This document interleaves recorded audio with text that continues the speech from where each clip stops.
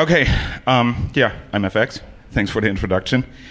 And we're going to talk about router exploitation today.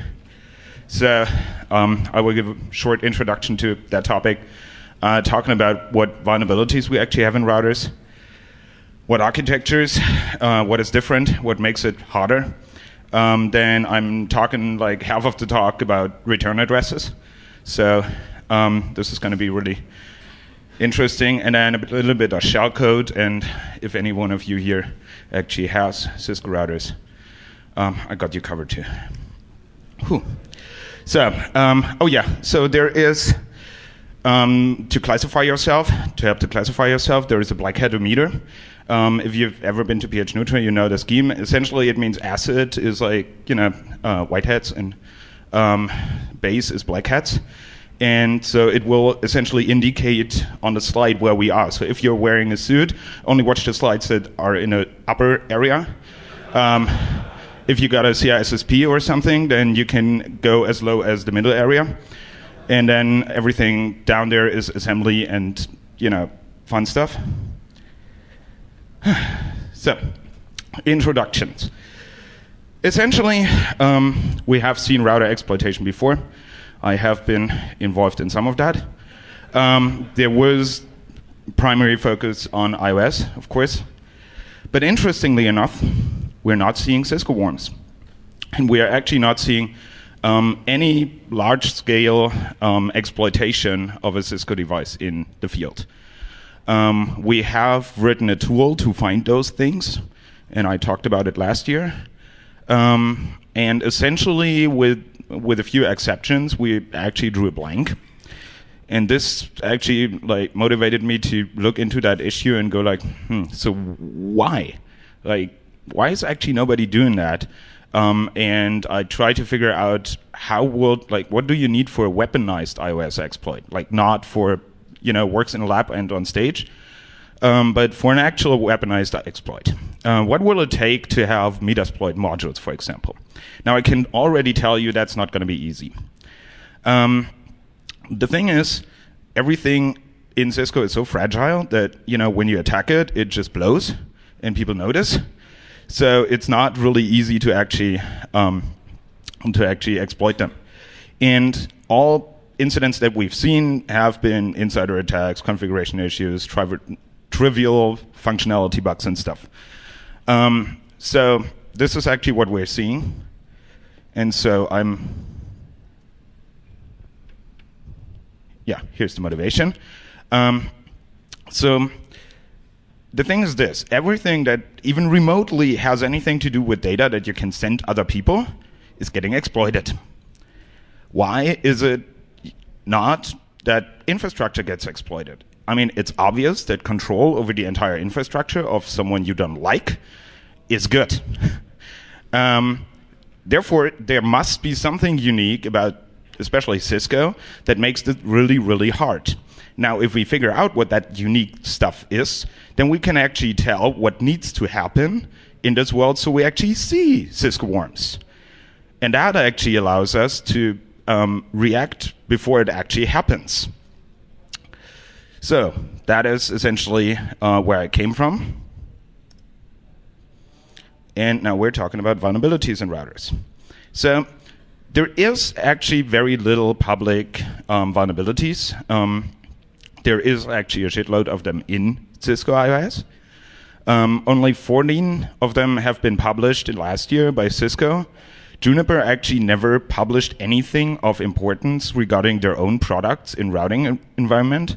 They have this kick-ass industry rockstar security team, but apparently they're actually not testing their own boxes with it. So vulnerabilities in network world actually get fixed a lot of times with the customer from the networking department sending them a TCP dump. Well, after jumping through 500 loops with the first and the second and the third level support people, right? He's sending them a TCP dump file and says, look, this packet crashes my router. And they go oops, functionality issue, gonna fix that. So it actually never makes it into a security advisory. And doesn't make it into any databases, so it's not accessible to any of their customers. even if they care. So they don't actually know, which is bad because those customers run our internet. You know, the place where the porn comes from? So, the vulnerabilities we have are service vulnerabilities. That is the most common thing because like everything that is a server likes to get attacked. Same on Cisco. If you fire up a server on a Cisco router, it will be attacked. So that would be remote administration interfaces, SSH something. That would be SNMP because everyone needs that to run their networks. That would be other stuff that shouldn't be on there, like a TFTP server or an FTP server or an HTTP server. I mean, the FTP server on Cisco iOS was so bad that when the first security vulnerabilities were identified, Cisco decided to remove the entire server and to start over again sometimes in the future. But like they essentially deleted the entire code tree, and that was so right to do. So how can you have 2 buffer overflows and 1 format string vulnerability in the parsing of any command in FTP? So what is this actually saying? I'm actually just seeing half of the screen on my little fancy EEPC thingy. Yeah, so there is relatively little stuff that we have seen so far. And the services that we have are actually not exposed to an attacker. Like the services you normally run if you have a clue as a network engineer are something like routing protocols, but they require that you're within the same network. So you have to be within the same company, for example, to speak multicast with the routers. If you don't speak multicast, you're not speaking OSPF, you're not speaking enhanced IGRP. So essentially, this is useless if you want to like truly remotely attack someone. RIP is so simple that even Cisco didn't fuck it up. BGP, you have to explicitly say, I want to talk BGP with that guy. And if that guy is actually sending you traffic, you know who it is. You know, that is really not useful for an attacker. The protocols where they put in the most stuff are layer 2, so you actually have to be on the same switch. And some routing protocols like ISIs don't even speak IP. It's not IP, right? So you can't route it on the internet. If you are within the same multicast domain, let's say within a large corporate network, good fun. But over the internet, principle is don't trust routing updates from arbitrary people. There is a notable exception, which is my favorite research bug. I haven't actually found it myself. So there is this vulnerability in iOS with IPv4 option parsing, and it's only hitting in 4 different protocols. Things like the URL rendezvous directory, whatever, I've never heard of that, or some multicasting routing, and a rarely used protocol ICMP, known as ping. So this is really good because what they try to do is, so you get a ping packet in, and it has a source route, IPv4 source route, that everybody ignores because it's evil. So they think, okay, I'm getting this in, and now I want to pong back to this machine, so therefore I need to actually turn the source route around. And the RFC says that there is only going to be 8 different IP addresses in the source route at max. So we allocate a static buffer on the stack that holds exactly those 8, and then we parse it.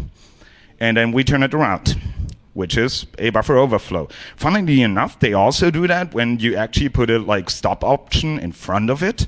So it actually says end of option, so any sniffer, any IDS sees no options.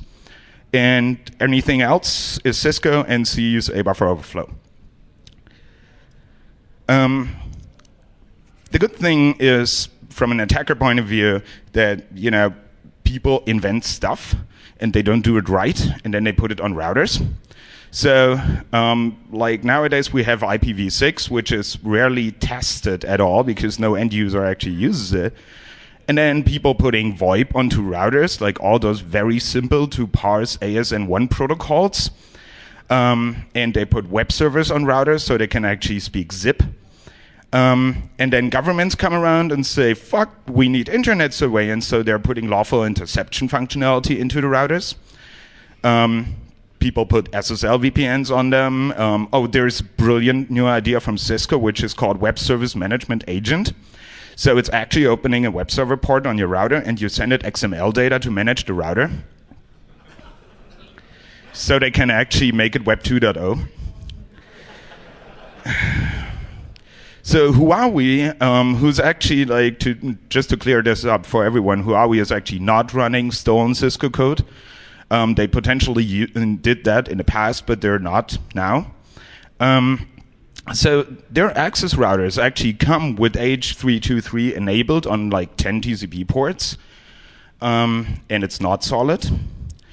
The good thing about this is network engineers are a real old-style bunch, because they like their blinking boxes to be simple. Because that way they don't have to learn new stuff, which is good, which I totally understand. So they're really slow to adopt this stuff, but if you're rolling out voice over IP in your company, you can't do anything. I mean, the boss is telling you. Client-side vulnerabilities actually play absolutely no role on Cisco, because Cisco's are actually not used as a client. There are notable exceptions, like if you type in a command that it doesn't know, and you didn't explicitly tell it to not do NS lookups, like name server lookups, it will actually broadcast a DNS request to the local subnet, like broadcast it. Whoever answers is correct. That is not smart. But the new services I was just talking about will change that as well, because they will actually make the router a client because it's doing HTTP requests. And then there is the most powerful way of looking at Cisco vulnerabilities, that is vulnerabilities that are triggered by traffic, which actually flows through the router. That would be nice, wouldn't it? Like the router gets a packet, reads that packet, forwards that packet, and then get owned. So with a faraway target, you actually score 10 or 20 routers with one packet. But they're actually really rare. In fact, we haven't seen a single one yet. This only holds true for real Cisco iOS equipment, like if you have a deep packet inspection firewall, ASA, whatever silver bullet Cisco box. That is different. Yes, they get owned by traffic that goes through them. But routers are actually trying really, really hard to not look at traffic, because if they would look at every packet that goes through, they would simply die. Like you would actually have clusters of CPUs in them to forward the packets. And routing is all about speed, because we want our porn to not be Legoland. So it actually doesn't happen. Some traffic is notable exceptions. Some traffic actually get source routed, for example. That must be inspected on every hop. Or you have an IPv6, you have the hop by hop header. And I'm going to watch that one closely, because I'm sure that Cisco is going to fuck it up. So what makes it so hard?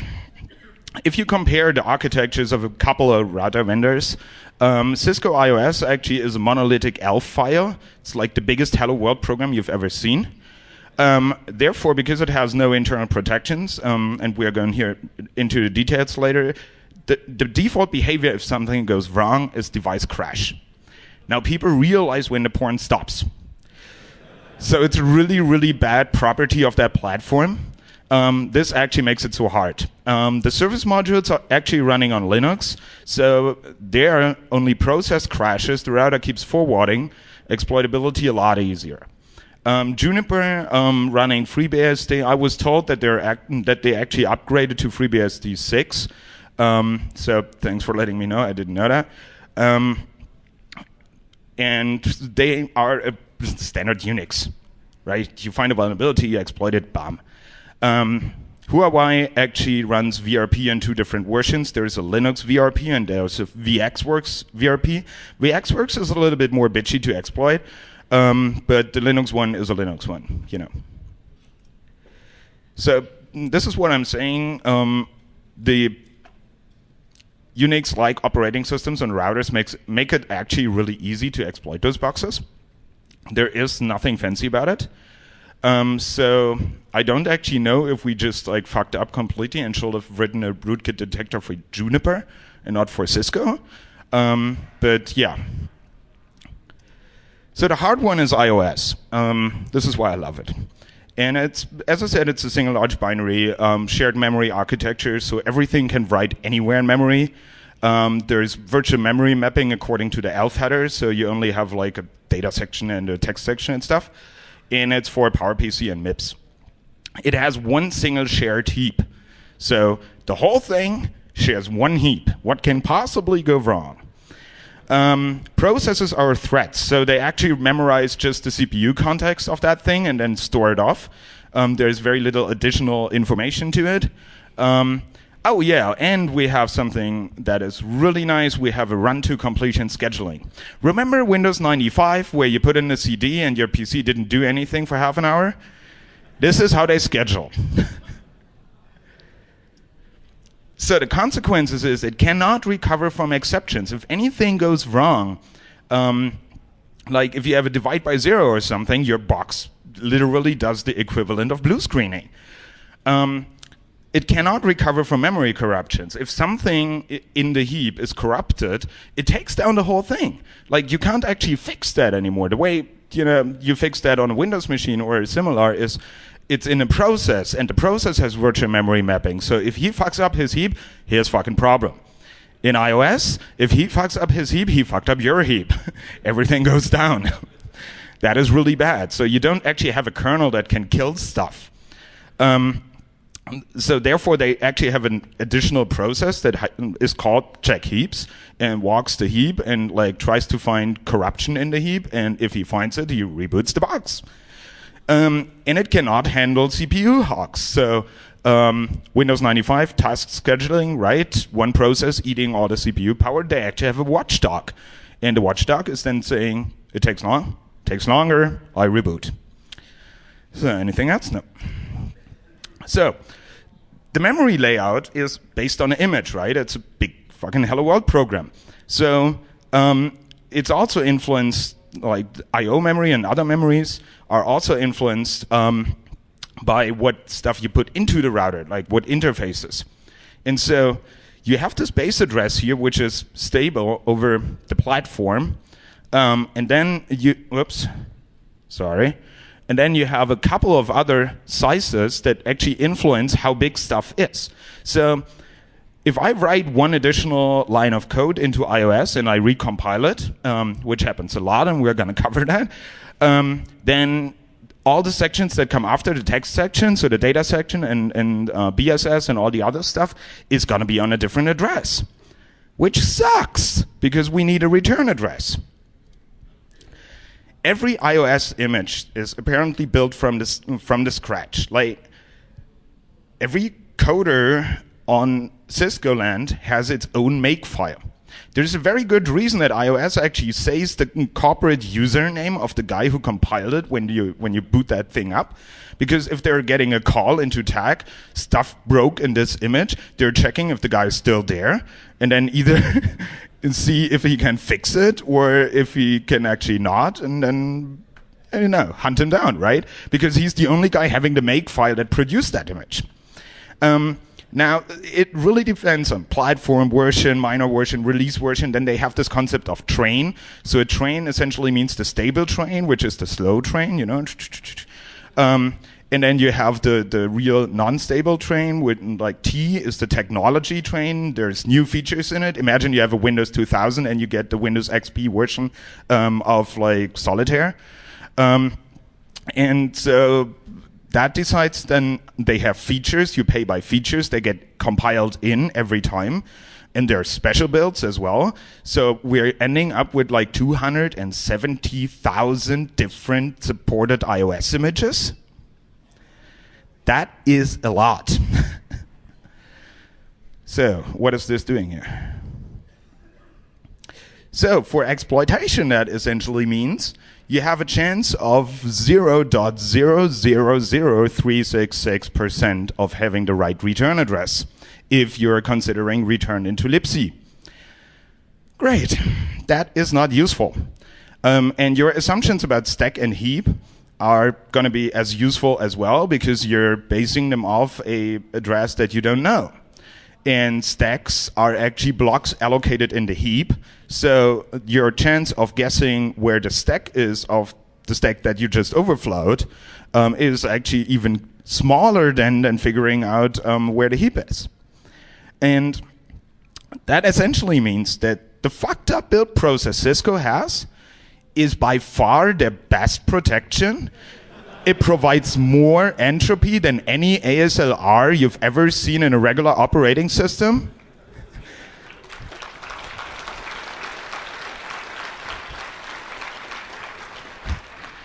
So at Black Hat, I actually happened to run into the guy who owns the build process now. And he told me, yeah, I know it's really fucked up. We're making it better. I'm like, don't! Dude, if I can predict your code addresses, you're toast. So that is really fun. So this diversity is also a real problem for shellcode, right? But in shellcode, you usually need to get access to addresses somewhere, like functions. You're calling functions of the operating system. That is the whole point of your shellcode. Well, the problem is the functions are always at different places, different addresses. And since it's compiled at once, they don't need something like a registry or something like exports from DLLs that tell you where functions are. And so essentially you don't find them. They're not there. And if you directly work on the data structures, for example, yeah, it's the same thing here, because like you would think that something like a struct that holds all the information about a process, something like the PEB in Windows, would actually be a really stable thing on Cisco. Well, heck no, because everyone can code anywhere, and there is no segregation of duties whatsoever. People love to add an additional integer in the middle of their most central structure, and the next version remove it again. This is really good. So using platform code is actually hard, because we have this return address dilemma first. So where could we return to? Stack, we already discounted. It's somewhere on the heap. It's very unpredictable. iOS code is image dependent. We have a shitload of images, so we have no idea where that should be. You would need actually to have an exact version information for the image, which you don't. And you would also need to actually have that image, because you need to disassemble it and find the function that you want to jump to. So you don't have that either.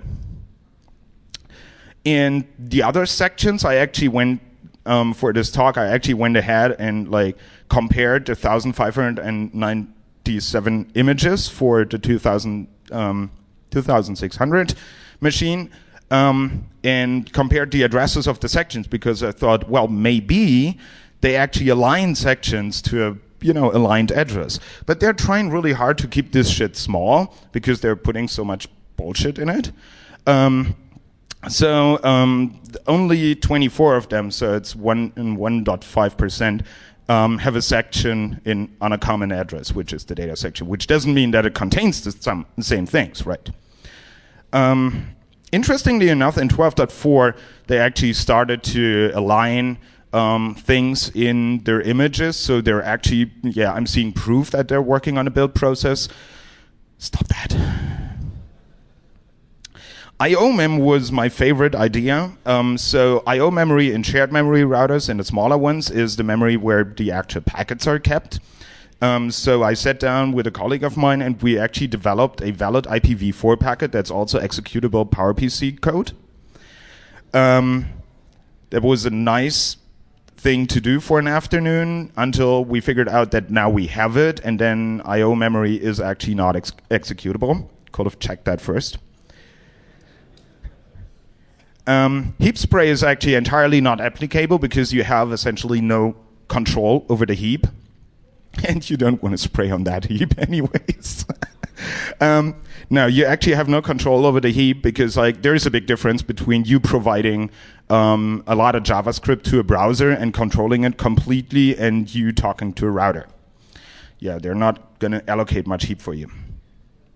Partial overwrites would be a good idea if you have a 32-bit address and you just overwrite like the least significant stuff. Then you can easily jump into buffers without knowing where they are. However, that only works on little endian platforms, and we're speaking big endian here, so this is out of the picture. But Cisco has something like a loader, something like a BIOS called the boot ROM. And that's the ROM-on. And that's actually, right now, the very best option we have in terms of return addresses. So ROM-on is mapped initially into memory to boot up the machine, right? And then stays there. And it's mapped on fixed addresses. So let's get this right, because many people after Black Hat asked me about this. So it's not deleted. We're not talking about like hacking the Cisco when it's booting up. It got other stuff to do at that point in time. It's loaded code, like your BIOS code, that is used for booting and then stays in memory, so it stays there the whole time. Okay? Just making this clear, because people ask me that. So you see the addresses are relatively stable. Now, the addresses are stable, what about the code? The version distribution is actually a lot smaller with ROM-on, and it's rarely updated. Who updates a router BIOS? There is only one reason to do it, because if you get new line cards, then you sometimes need to update it. But other than that, nobody does that. A feature of Cisco's large sales organization is that they love bulk sales.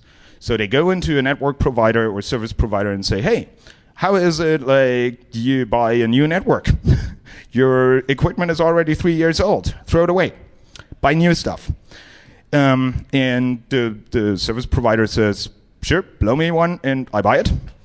And so, yep, they do it, and then they buy all the boxes new. Which means they're going to have all the same BIOS version, right? Which is good. So I Googled around. You see a Pac-Man to the left side. So this is actually the version distribution according to what people write on the net. In 2600 routers. So you see there's a very big chunk of 70% running the same version. This is actually really cool. What you see on the right is a real-world network, a larger real-world network, and this is all the versions that there are, but it's over all the device classes, like from access switch up to big boxes. And no, I'm not going to tell you where I have that from. So having ROM-on in the same position all the time, we can use something called return-oriented programming. So this is one of those techniques that everyone who needed it invented it for himself independently. Like, I easily know about like 50 people that invented this technique for them because they needed it at that moment. There's a very good talk on this last year at Black Hat. I highly recommend, if you can get your hands on it, to actually read it. It's awesome. Or ask me about it later. So essentially what you do is you take, when a function returns, it actually restores the stack, right? And then it returns to whoever called them. Now, this is common to pretty much all functions. Since you are controlling the stack, since you're writing there, if you have a stack-based buffer overflow, you don't provide just one return address, but you actually provide return addresses, like many of them. And you keep jumping into function tails, because if you jump into a function tail, then it's going to pop stuff up the stack, and so the stack pointer goes up, and then you can actually control it again. So you use that, and then you use the few instructions before that to actually cause shit to happen. And in this talk, they actually proved this method to be Turing complete on Intel and PowerPC. So we know that it's actually generalizable. And now we do the same thing with the ROM-on. So, and this is how it looks like. So you have your buffer overflow up there, right? Buffer overflow happens, you overflow the stack. And by overflowing the stack, you're actually controlling a couple of things that are going to be restored from the stack later on. Which is, first of all, very important. PowerPC returns not over the stack directly, but over a register called link register. So if you want to return somewhere, you actually load the address of where you want to return to into link register, and then return. So it's actually restoring link register from the stack here, which means we keep control, right? Or we get control in this place. And then it's restoring two variables, two registers, R30 and 31.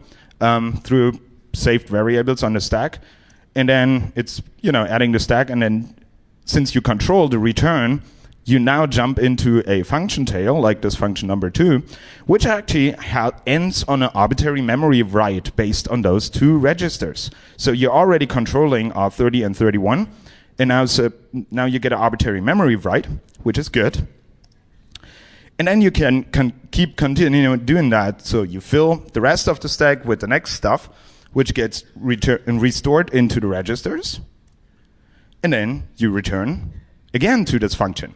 This way you can actually write arbitrary values to known addresses in address space. But you have a problem, another one, so to say. Essentially, we have too much cache. Rare thing to have, but we have too much cache. We have 2 different caches. We have one cache that is a data cache and another one that's an instruction cache. Now what this means is if you actually have a buffer overflow, like this memcopy here, or anything else, any copy operation, it actually doesn't really write into memory, but it actually stays in cache. Now you don't actually have much time between you overflowing the buffer and you actually trying to jump into executable code. So this flush actually doesn't get flushed. So if you jump there, it's actually trying to execute what used to be on that position before you wrote, which sucks because you want to run your own stuff. Luckily, in this bootstrap code, Cisco needs to do the same thing. Cisco needs to disable the caches when they actually load up iOS. So there's an entire function dedicated to that, which we can jump to, of course, and return-oriented programming use that one as well.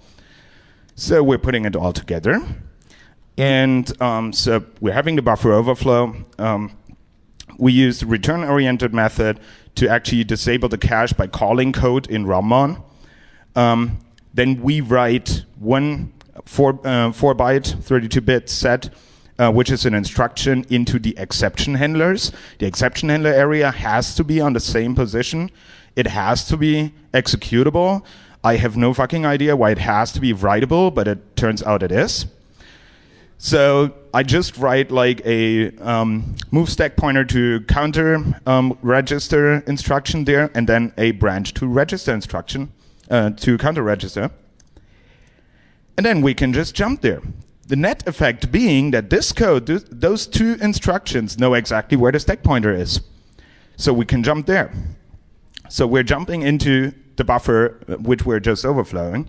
So now we have regular code execution on the stack, right? But we actually don't want to mess up the stack too much. So what we actually do is we run a little second stage code that goes into I/O memory and searches for a magic value, and then finds the packet the overflow came with, right? So it's finding his car, and it's getting more stuff out, more shellcode, and putting it onto the stack where it belongs. And then you execute it, and then you're pretty much done. I don't know if I mentioned that, but this is all one ICMP echo request, and it drops you an enabled shell. So this actually works.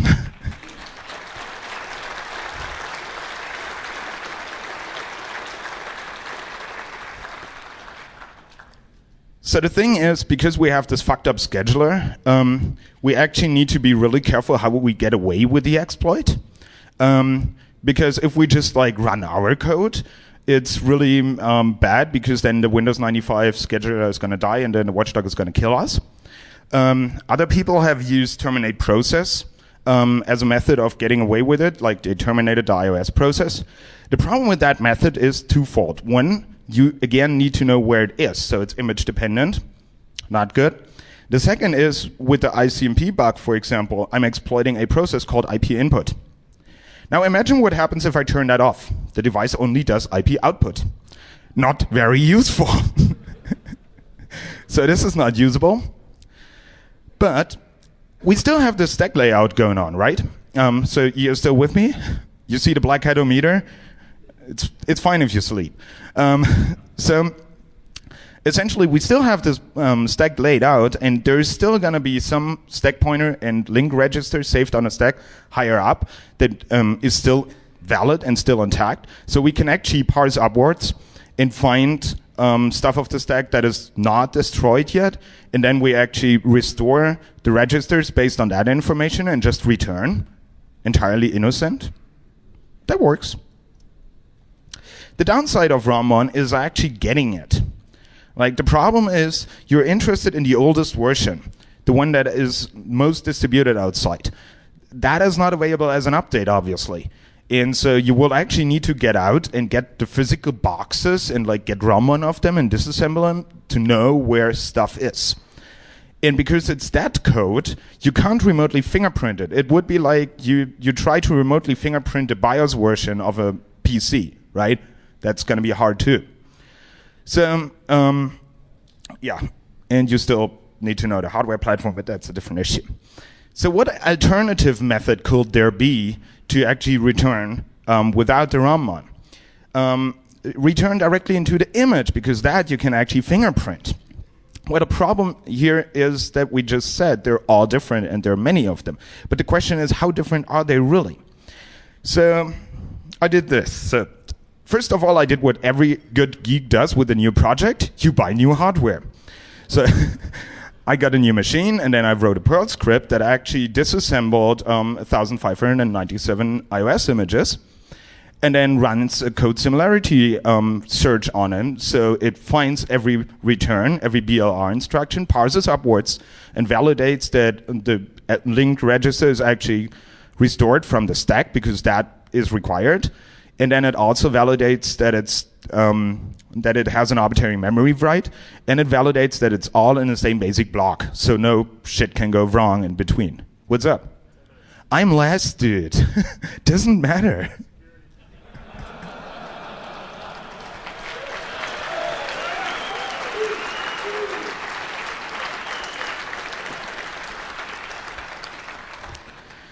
Yeah, same happened at Black Hat. I'm just speaking too slow. So,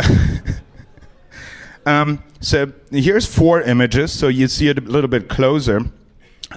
So we're actually having a equal sequence in 2 different forms. So it's the same sequence, but it's sometimes offsetted by a couple bytes. The fun part is if you look at like 70 images, it happens to be only those 2 cases. That was really, really interesting. Now, 70 images is still nothing. But if you take 2 images that are based on Cisco's feature navigator's output exactly equivalent, except for a very, very, very minor release fix, I don't know, they maybe changed the blinking rate of the prompt, change, they actually differ again.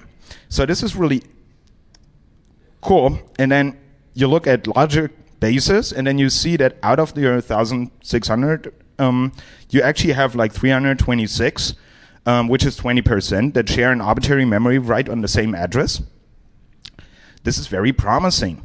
We find other stuff like fixed memory write and stuff, but this is work in progress, so I'm actually working on grouping those images together, so I find which of the 20% have what in common altogether, so you can actually know what you fingerprint, what you need to fingerprint to then know what return address to use.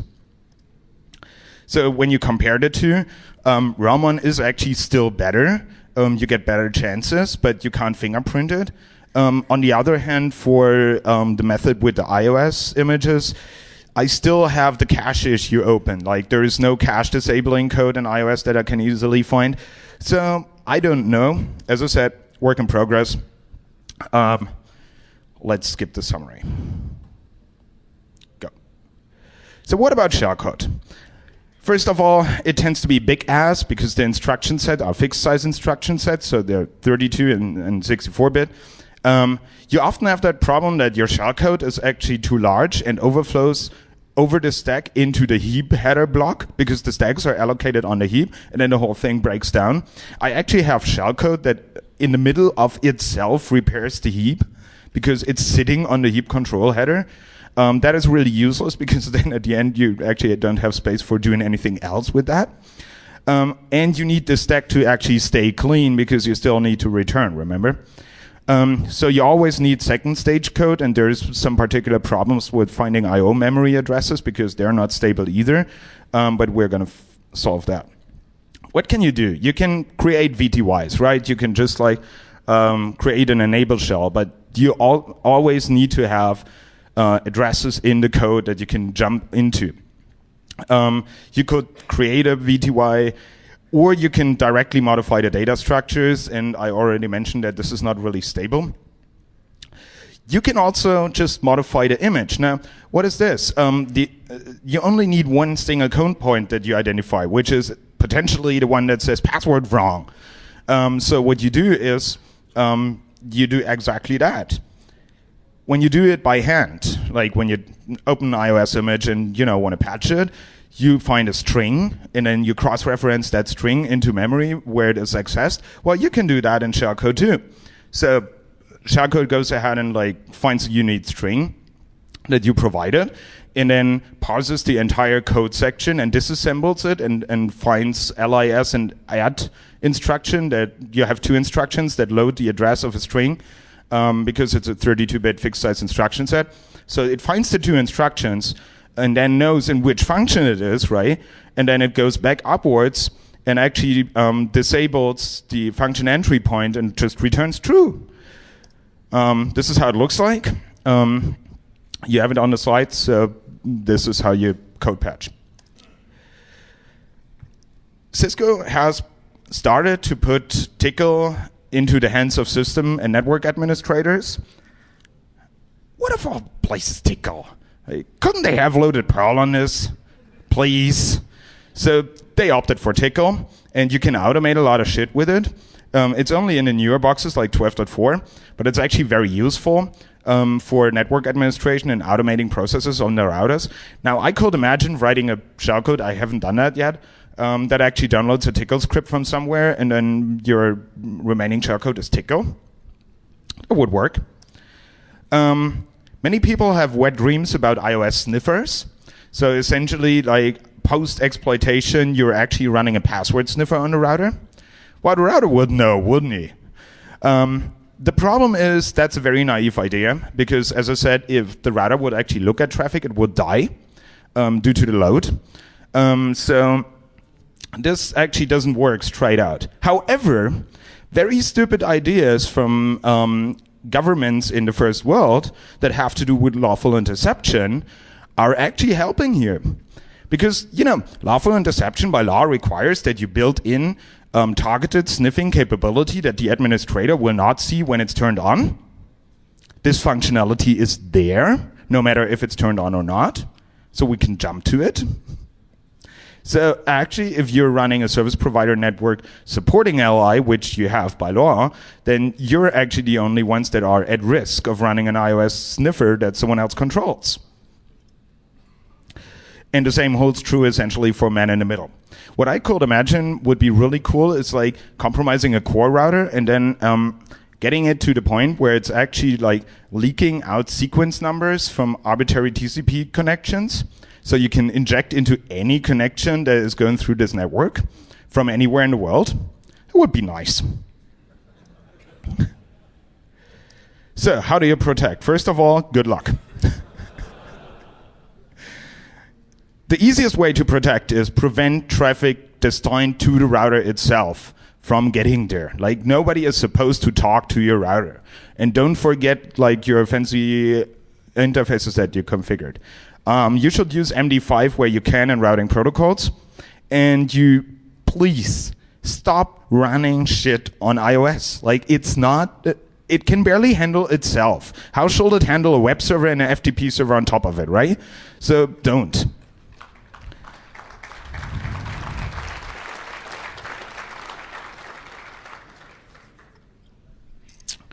Okay, and monitor your service modules. They're, special.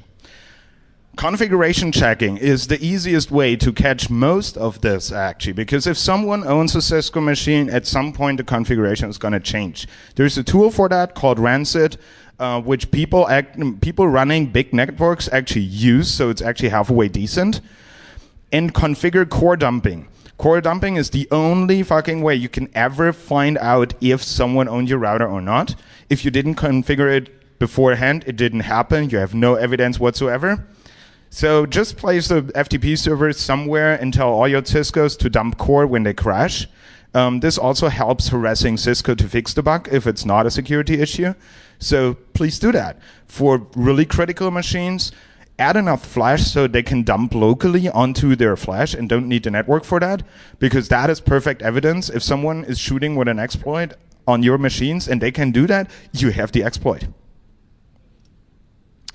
Go ahead and complain to Cisco. The real problem is nobody updates iOS because then shit breaks, like porn stops. You know, the cool people run 12.2 because that's the only thing they know is stable. The braver people run 12.3 and the VoIP people run 12.4 and fail miserably with getting it to work. You know, Cisco should actually go ahead and like find out. They're the only ones that can find out how you can transition from one image to the other without breaking porn. Thank you. Please do. And please complain to the other vendors because they're like definitely not doing the right thing. Because the lack of advisories indicates that their stuff is perfectly secure. No, their stuff gets fixed silently. Maybe. Their stuff doesn't even get internal testing. Most likely. They're not looking at it at all. Like Linus Torvalds made fixing bugs and critical code stuff without telling anyone cool, because he said like security bugs don't need special treatment. Well, I beg to disagree. And Cisco is actually doing a really, really good job here because the PSER team is actually this one bright spot of security in the whole Cisco blackness, you know. So yeah, complain to them, tell your router vendor that they should actually test the shit and publish the results. And that was it for me. And I would like to point out that my best friend and DJ Mumpy is playing tonight at 1 at Black and White Ball, right? So come by and see us there. Thank you very much.